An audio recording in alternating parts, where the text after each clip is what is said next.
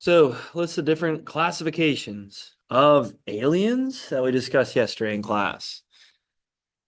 There you go. I'll let you guys get working. We'll go over it quick and we'll keep it moving. Keep it moving.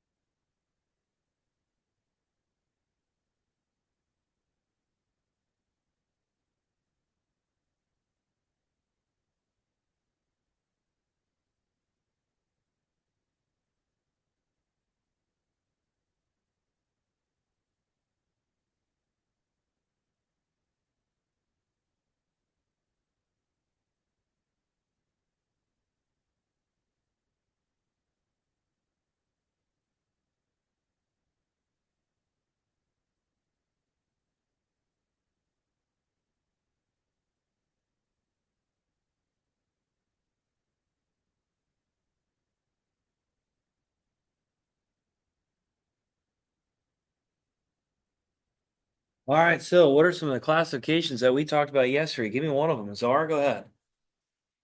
Yeah, resident alien. Describe that for us. What does that mean?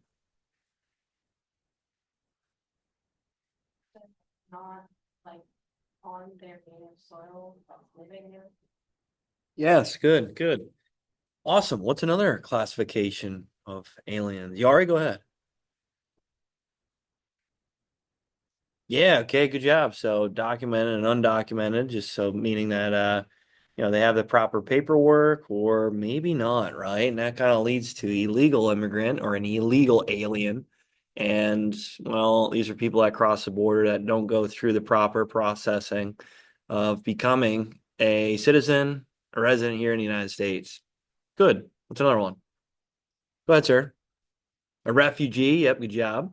And these are people that are fleeing, let's say, a country over hardships or targeting or maybe a war, whatever it might be. Actually, just yesterday, President Trump allowed some refugees from South Africa that are being targeted because they're actually white, right?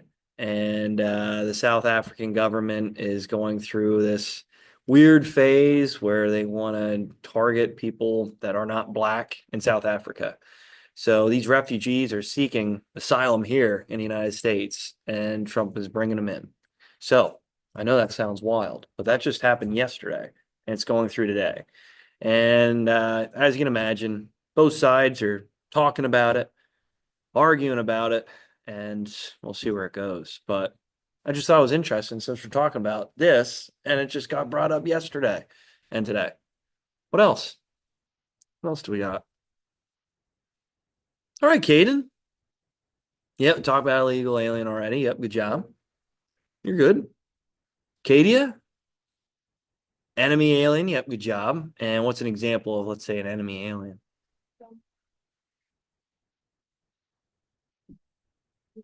Yeah, good. So let's say it's a prisoner, right? Prisoner of war, or maybe it's a spy, and we have them in a prison. We are maybe trying to interrogate them, huh? Right. So that may be another example of how we'd have another person from another country here. Good. You already have another one? What's that? Okay. Yep. Yep. Yep. So we talked about process of immigration. And do we talk about um yesterday we mentioned about certain people that might be I'm trying to give you the example so you can tell me it. Where they might be in the United States for, let's say, a concert, or maybe a person, let's say an officer or official from another country visiting the United States to talk about, let's say, trade deals, since that's in the talks nowadays. What kind of alien is that? Gaten? A tourist alien. I think we kind of mentioned something like Cadia? Yeah, non-resident alien. Yep, good, good. I think you already mentioned that, Yori. Non-resident alien. Oh, okay. Zara did. All right. Yeah, so that would be a good example when you think about other foreign leaders coming to the United States to talk about certain issues, concerns, right? They're bringing up these topics and they're only here for a short time. So obviously, it's a little bit different. All right, here is your terms for today. Let's get to it.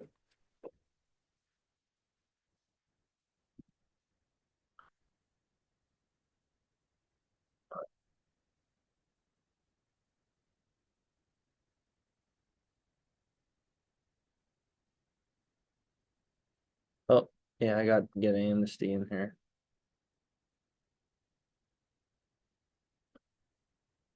All right, there you go. So you got amnesty, private law, naturalization, and continuing on down.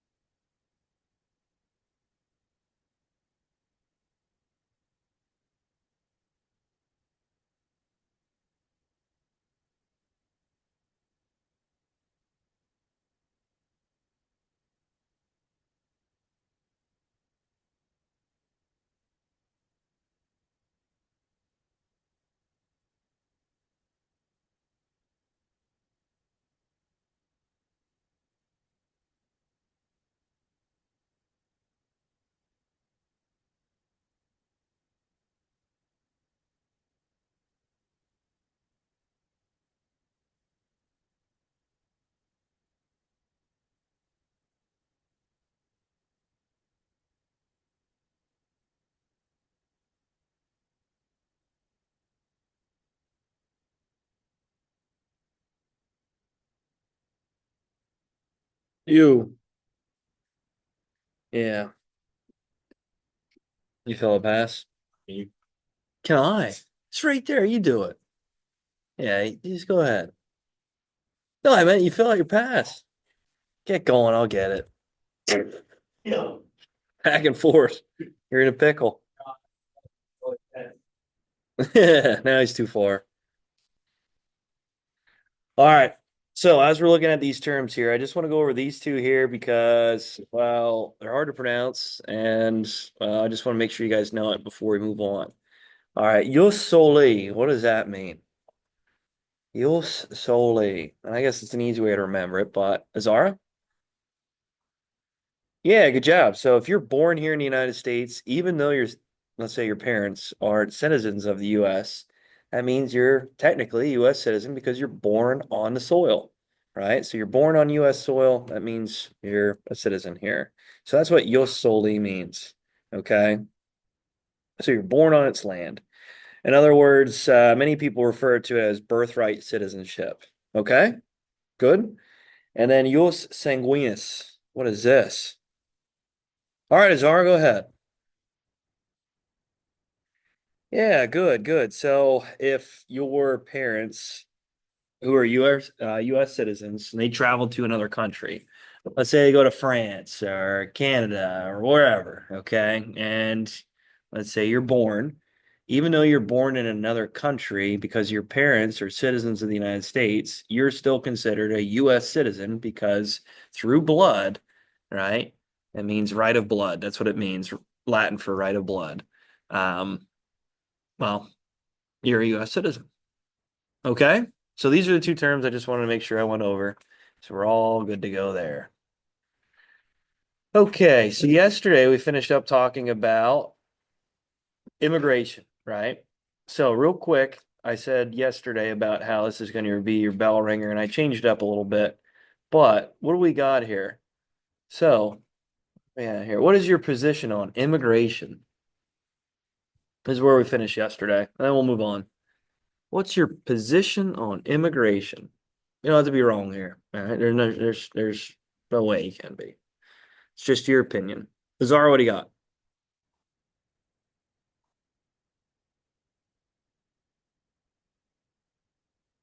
Yeah. Okay, good, good. And when you think about the process of naturalization, which we're going to talk about today, do you think that's needed, or do you think it should just be wide open, or what do you think?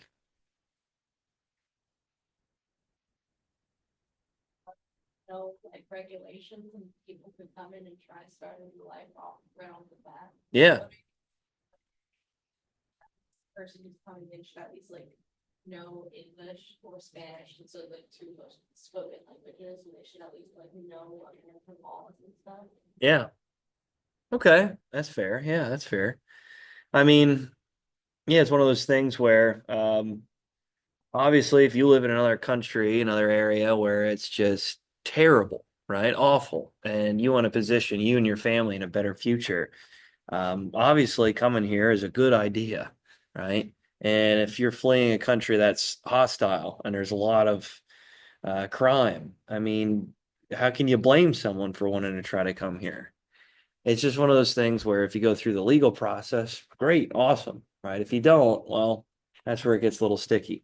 But yeah, it's one of those concerns or these topics where you kind of put it up in the air and it just depends. Do you think there should be limitations on immigration, anybody? Caden? Maybe a little bit. Okay.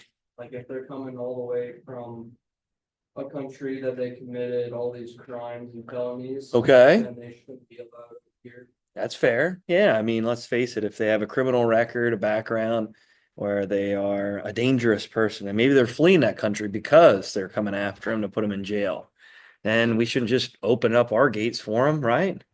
Okay, that's a good point, Caden. Good. Anything else? No? We good? Anything else to add? Okay, we're gonna keep it moving then. All right, so we're gonna talk about the pros and cons of immigration. Again, we kind of mentioned that with this uh, question I had.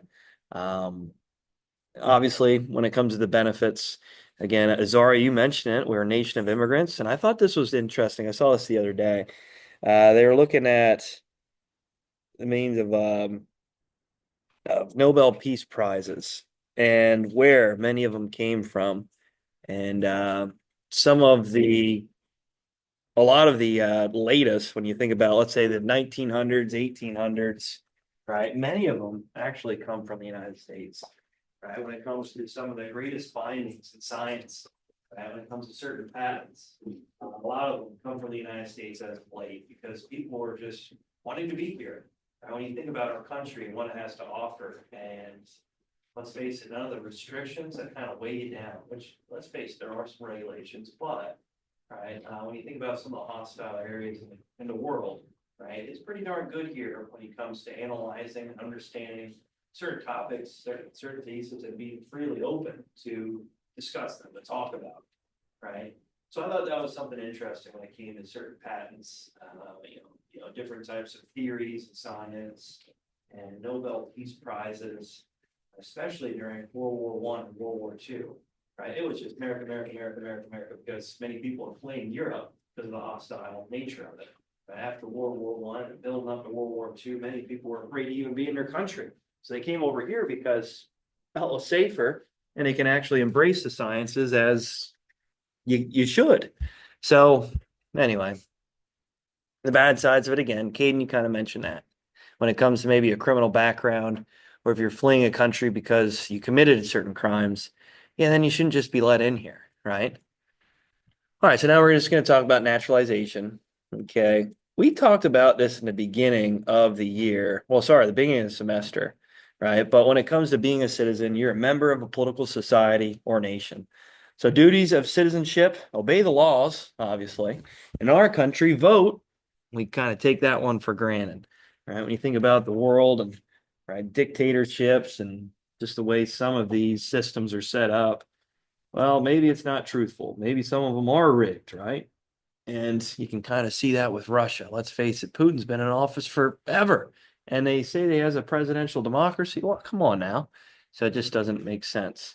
And obviously, that is a dictatorship. But when you think about our process and just the right of the people, that's important. And again, I think we take it for granted. Be informed, current events. It's always great to hear some current events. Always wonderful. Military service? Yeah, sure. I mean, not everybody serves in the military, but it's always important for those that do, volunteer, reserves, whatever it might be. Loyalty to the country. Okay. So obviously, this is a place where you can embrace your rights, your freedoms like nowhere else. And yeah, we should have a loyalty to it. Again, some people have concerns with it where they express it, but I mean, I don't think you can ask for a better spot. Pay taxes. Don't like that one, do you? No, no. But when it comes to certain public services, yeah, it's important, right? Maybe not to the extreme though, huh? All right, so what is a citizen?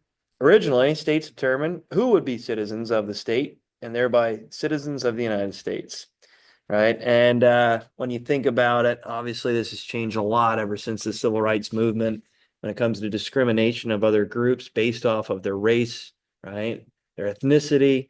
And well, this kind of dates back through our nation's history. Again, we're not perfect, but we've learned.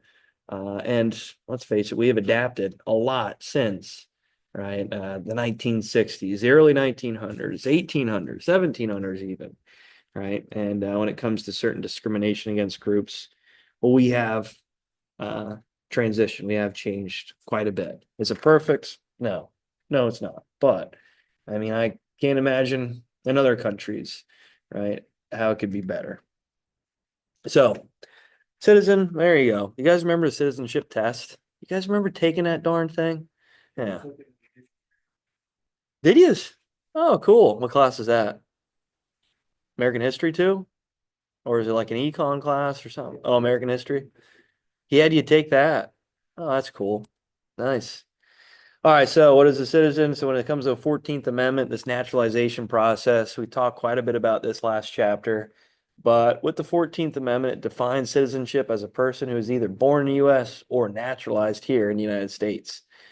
So naturalization is the legal process by which a person gains citizenship. So the proper steps in order for a person to become a citizen of the United States. So first things first, there's an eligibility check. You have to be 18 years old, right? You need to be a permanent resident, so have a green card for at least 5 years or 3 years if you're married to a U.S. citizen. So there are some requirements here. You must have lived in the U.S. continuously, no longer. So, like, let's say not like a vacation trip or long trip here, right? So, spend at least half of you physically in the U.S. You need good moral character, so no serious crimes like felonies, which Caden, we talked about that. And you must live in the state that you apply naturalized citizenship for.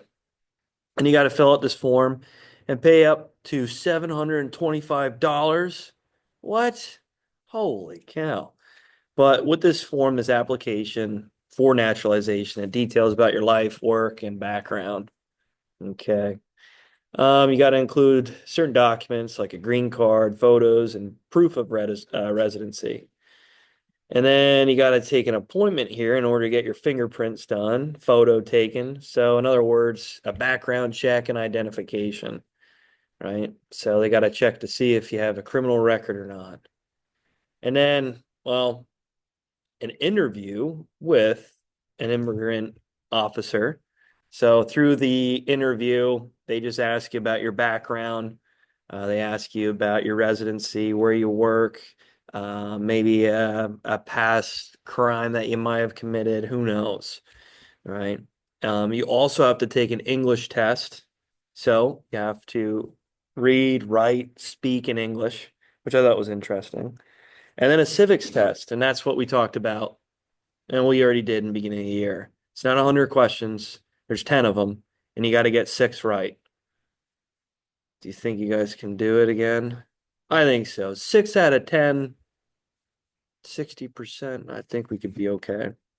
And then, well, it's up to the immigrant officer whether you pass that interview or not, up to their standards. So when it comes to the civics test, English test, and then an interview.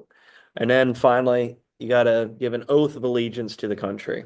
So after that's done, they have a process in a courtroom where once you make that oath, then boom, you're good. Right? Um, so there it is. There it is. They give you a certification of naturalization.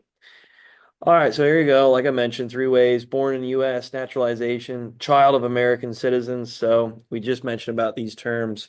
Jus soli, again, when it comes to being born on American soil. So again, you're just it just means right of the soil. That's what it means in Latin.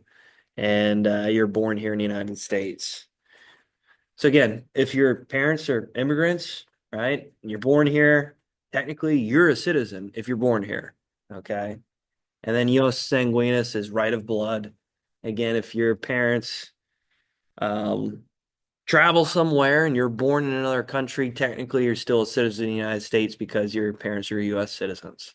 So even though, let's say you're born in France or I don't know, Germany, wherever it might be, you're still considered a US citizen because your parents bloodline are Americans. All right, so qualifications of naturalization. I just talked about this, but enter U.S. legally, good moral character. So yeah, give you a background check.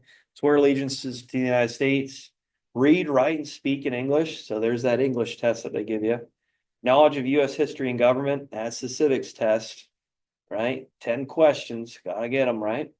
18 years old, live in the United States for 5 years, begin process after 30 months. And we just mentioned about that already. You gotta be at least 3 months as a resident in the state that you're applying citizenship in, where your naturalization is being processed through. Costs money, like I said, right now it's like $700. Man, man, oh man.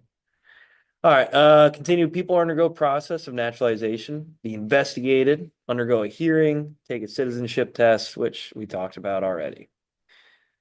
All right, and then yeah, once you go through that process, you go through that interview, then that's where you pledge your loyalty, your oath of allegiance to the United States, and then you're sworn in, right, through, in a courtroom.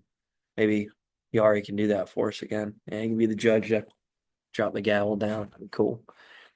And then collective naturalization. So it's not always where you just have one person just coming in. You're naturalized as a citizen in our history, especially when it comes to territories, right? And our expansion, like the Louisiana Purchase, right? Once that territory was later becoming a state, then, well, once we bought it to become a territory, all the people that resided in that territory, if they weren't a U.S. citizen already, boom, they're already a U.S. citizen because the United States government acquired this land through purchase, through maybe expansion processes, right?